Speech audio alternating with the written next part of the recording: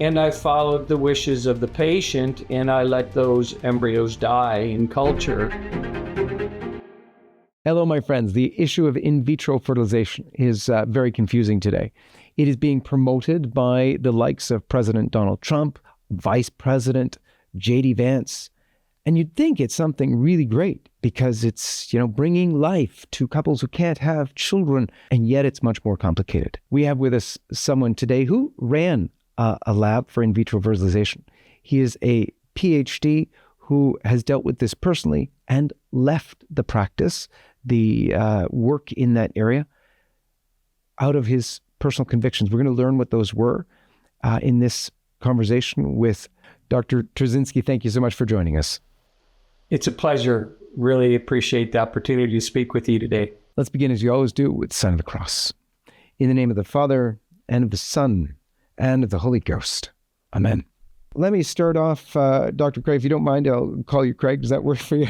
That's absolutely fine, yes. Very good. So early in your career, you worked in the reproductive technology involving, I think you were in even exotic animals with the goal of preserving and propagating endangered species.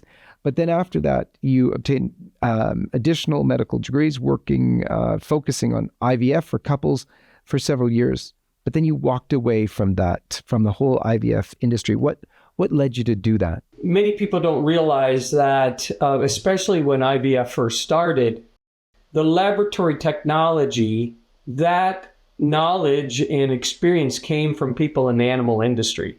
So it was a very normal transition, actually, to go from having training with embryo transfer and IVF and reproductive technologies in animals to the human laboratory. I got into it for a variety of reasons. One was I could earn a living doing that, and I felt that I was doing what was good for patients. I was helping them have babies. After being in the field for about 7 years, though, I slowly began to identify the disorder and harm that was occurring. And these things began to weigh heavily on me. I was a cradle Catholic. I knew that the church had taught against it, but I just felt like they obviously didn't fully understand. But over time, I began to see the wisdom in church teaching, and there were a number of things that kind of led up to it. It didn't happen all at once, but the final straw was when patients who had embryos didn't want to freeze the extra embryos and wanted me to discard them. That resulted in some conflict with me and my boss at the time, which was the MD that was taking care of that patient. And it was clearly my job was at stake. And unfortunately, I caved, and I followed the wishes of the patient, and I let those embryos die in culture. After that, I realized that I couldn't stay in the field, that eventually, like that particular event, I would continuously be required to do things against my conscience. So I found work because I had family to support. I found work, and I completely left the field. So what did you begin to see from IVF? Was there one particular, that event that just did it for you? And sort of, did you walk away right away? Did that take a while to hit you, or how did that proceed? Yeah, so I like to describe the experience that the patient has going through IVF as a roller coaster ride. And during that process, really very little is done to kind of try to determine the underlying cause of the infertility. In fact, if you have a young patient or young couple that's aggressive and wants to move to IVF, you don't necessarily, in the field, you don't necessarily want to discourage that, because that helps your statistics.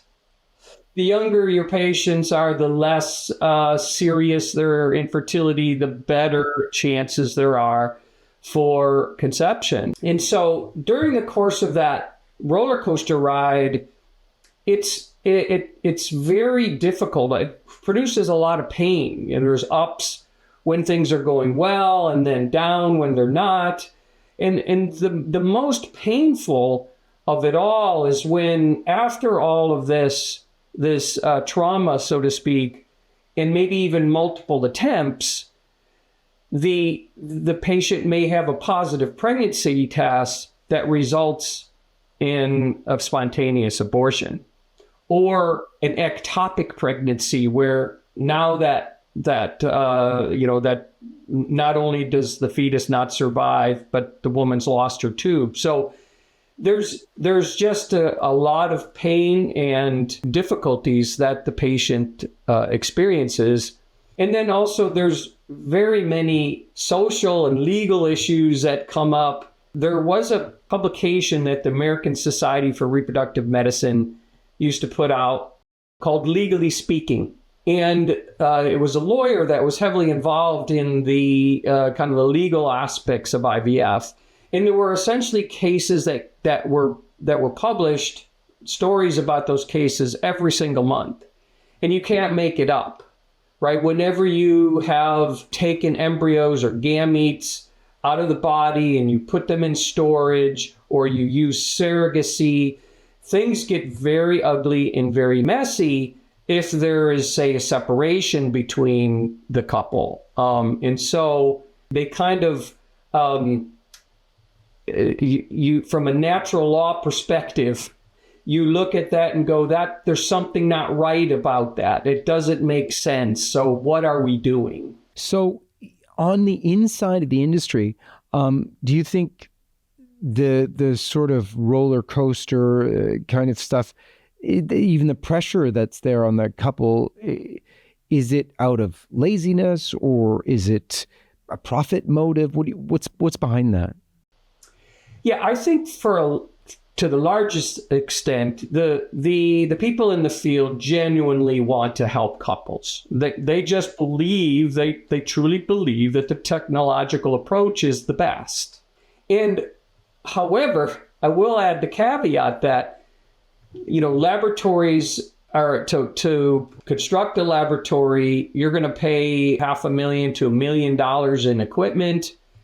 You have a staff of highly trained, highly compensated people. When say you're in an academic program or you're in a private program, when you spend that kind of money, there's a lot of pressure to make sure that you actually use it. So there is kind of that bias, from what you believe to be the best way to pursue it, but also that financial aspect. It's going to automatically just practically push you in that direction. What's really a sort of comprehensive list of the risks to mothers engaged in IVF? There is a higher incidence of adverse events to the pregnancy, things like gestational diabetes, preeclampsia, preterm delivery, small for gestational age, sometimes also large for gestational age. There's also an increased risk of congenital abnormalities to the children, about 30 to 40% higher risk to the children. There is also what we're learning now, epigenetic changes. So these are not changes to the genes themselves, but how the genes are activated.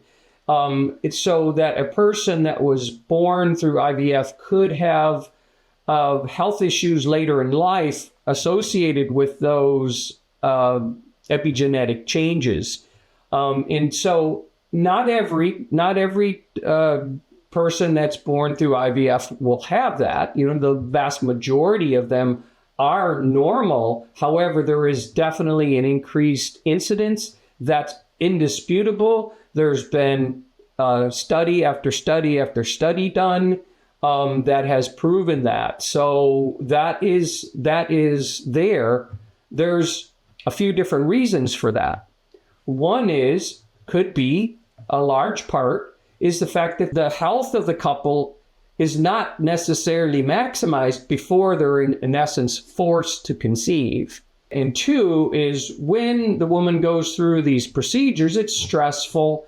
She ends up having super high levels of hormones while they're stimulating instead of one follicle. They more on average get about 10 follicles. So those hormone levels are completely not normal. And so that could be having an impact, but also the invasiveness of the procedures themselves, the embryo culture, although the field has made great strides in understanding how to culture an embryo, we can't match what happens in the natural environment. And so all those things can contribute to alterations in this epigenetic activation of the genes. One of the very strange things about IVF is that these children can be frozen. It's sort of in suspended, well, I don't even know what to call it, but frozen for years. What's the longest period of term a child's been in freezing for and then successfully brought to birth? Yes. So my understanding is the National Embryo Donation Center had a donation and a transfer and adoption of a embryo that had been frozen somewhere around 30 to 35 years. I don't remember exactly the number of years, but that's been, to my knowledge, that's the record right now for humans. I actually don't know. I'm sure that the animals have been frozen longer than that, but I'm not aware of it. So yeah, quite a long time. Pope Pius XI said, men must look for the peace of Christ in the kingdom of Christ. And he urged that the faithful give public honor to Christ the King so that individuals and states would submit once more to the rule of their Savior. And that is why LifeSite News is raising up the image of Christ the King across the United States. And you can help us reach millions more. Please pledge your support today for these billboards at lifefunder.com/Christ is King. We've been having a debate at LifeSite over this issue of embryo adoption and what it means. The church is sort of not really pronounced on it. The one saying from the Pope is it at the time was that there doesn't seem to be a solution to this problem. And so some Orthodox theologians in the church who condemn in vitro fertilization have nonetheless said for those babies that are already created through this process, there should be an option to allow them to be implanted in sort of adoptive mothers, having nothing to do with in vitro fertilization, but only in an effort to save the child's life. I'd love to hear your take on that, since you've sort of been in that field in a way most would not have. Yes. So first of all, I don't have a position on whether embryo adoption is morally licit. The whole church and all the theologians haven't come to an agreement yet. I certainly don't have the wisdom to be able to make that call. I do get somewhat frustrated by some on one side or the other that absolutely with certainty know the answer. But from my position, I'll talk also a little bit about the technical aspects of it. But you can think of a scenario where it would be a completely licit scenario. A couple who maybe has these embryos, is remorseful from what, the actions that they have taken. They maybe for health reasons can no longer accept those embryos and have them transferred to them. And that the couple who's, adopting them are doing it mostly because of the kind of the charitable reason for it, right? To bring these children to life, and that the two get along. They're going to continue to communicate and do the special things that'll be necessary for the well-being of that child. So that would be an example of a scenario where it could be completely licit.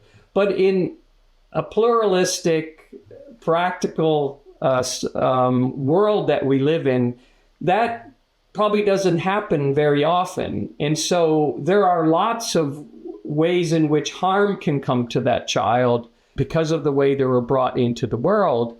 An example would be, let's say it's a couple who had decided to go through IVF using both donor sperm and donor eggs. So they're not even parents. And they produce these embryos, and then they end up becoming divorced. So they don't want to just throw the embryos away. They decide to donate them. Well, then when the couple adopts them, first of all, there's plenty of information that demonstrates that open adoption is much better for the child. They need to know where they came from. And so if you try to do it anonymously, that typically results in more harm to the child, social issues, mental issues for that child, especially if the adoptive parents are now trying to keep that truth from the child, because essentially they have to lie to them for their entire life, and it doesn't work, right? They perceive it, and they begin to not trust their parents, and then they begin to search. And so in cases like that, you could still make the argument that, well, that person was better off being born than being left in frozen storage. But if you believe that the earth here is not our final destination, our destination is heaven. And when Christ returns, he will handle that problem. He will take care of that problem. And surely all of those embryos in frozen storage have not committed sin. Yes, they have original sin and they've not been baptized, but they can be baptized by desire. And so if you think about it, in some cases it would be better if they stayed in perpetual storage until Christ returned. Very complicated questions, especially for the theologians. One of the things that they seem to have worked out is that the freezing itself is intrinsically evil, so that complicates it even more. And that's one of the things where you are left at a conundrum as to how and what. But boy, oh boy, John Henry, there's a technical issue that I just briefly would like to bring up. Yeah, please. It's not that clean. So in other words, these embryos have been frozen at different protocols over a period of many years.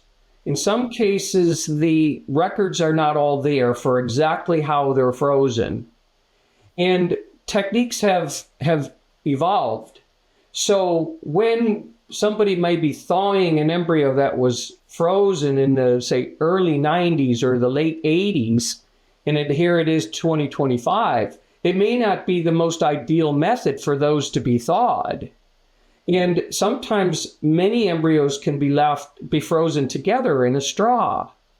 And so when they're all thawed at one time, let's say they kept 5 embryos in a container, and all embryos have to be thawed at one time. So then if all 5 survive, now you're left with the dilemma: do you transfer all 5 embryos with the chance of there being multiple pregnancies, or do you now refreeze and subject them to additional harm? So from a technical perspective, there's lots of issues that are not really fully understood. You obviously are Catholic now. Were you always Catholic during your time as an IVF practitioner as well, or how did that work? And how did your faith sort of impact your decision here as well? I am a cradle Catholic. Grew up going to church every Sunday. I knew that the church taught against it. I can't say that I really ever read the church teaching on IVF at the time. I simply believe that the church couldn't fully understand what it was we were trying to do and how necessary IVF is in many scenarios. But when I began to struggle, when I saw the disorder and the harm that we were causing, the light of natural reason came to me. And there's no way I would have been able to leave my profession without the faith that gave me the courage and the confidence to do that. It definitely drew me to my faith, and it's why I'm so active now in restorative reproductive medicine and natural family planning, which was amazingly enlightening. And it's so important in terms of the restorative approach. It's just unbelievable that, the church stood its ground, and it turns out to be that they were right. So tell us about that, because I think this is one piece that even when people talk about IVF and they sort of know that, okay, it's off the books, we're not allowed to do that, but they think that's end of story.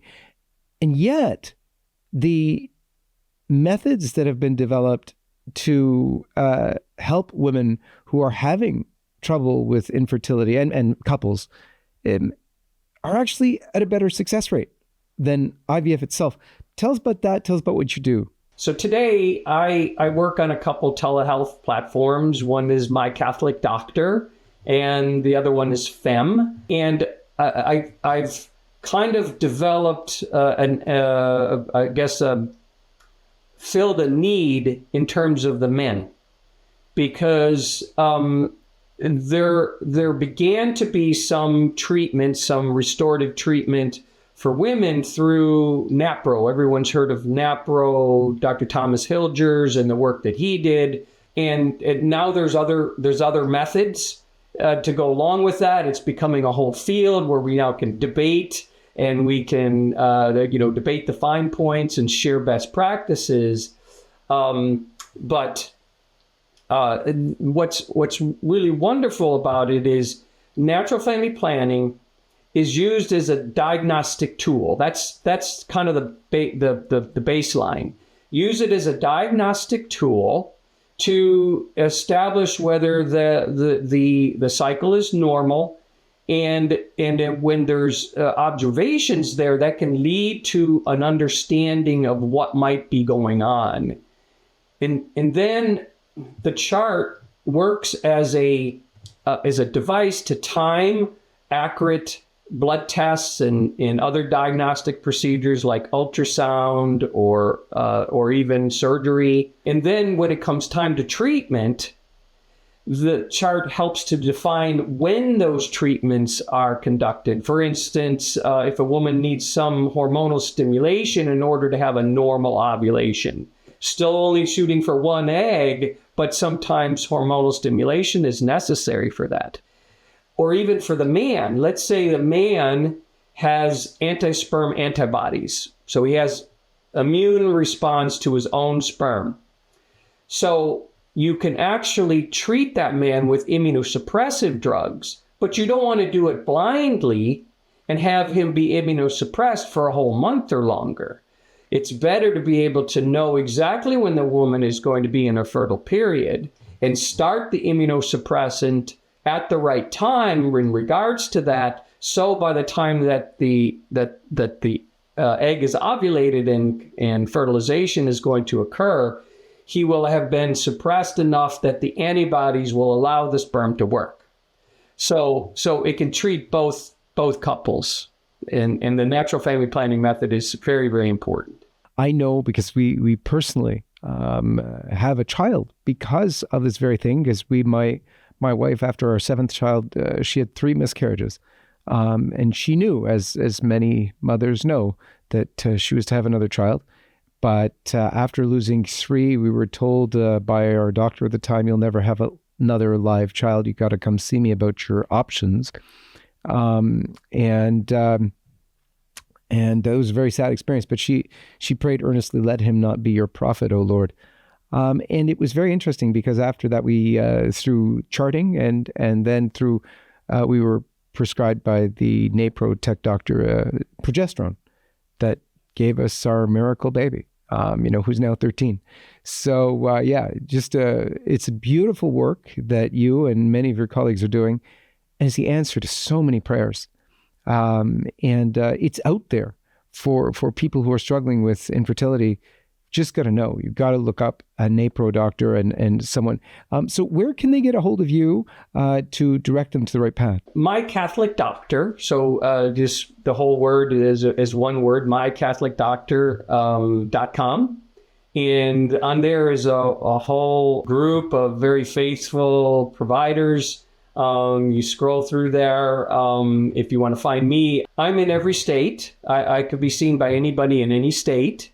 Again, most of my work is primarily with the men, helping them be able to be tested, have their fertility tested in a more illicit way, with respect and dignity. But I also sometimes consult with the couple and kind of point them in the right direction. I mean, I'm not a medical doctor, so I don't do the treatments, but I can, in an essence, be a coach that points them in the right direction and matches them up with the right physician so that they can get the care that they need. Beautiful. Finally, I wanted to ask you, what is your message to President Trump, Vice President Vance, and other pro-life politicians, or meaning to be pro-life politicians, but they're cheerleaders for IVF, especially since that Alabama court decision? I believe maybe they didn't get the right advice in regards to IVF. I think during the campaign, they were probably somewhat forced to make the statement that they did, because it probably would have been difficult for them to come out beforehand to say, I'm against IVF. I believe that was somewhat of a campaign decision. Afterwards, now he's put out the executive order. I was somewhat saddened by that, but also somewhat encouraged, because now that he didn't quite trigger it, so to speak.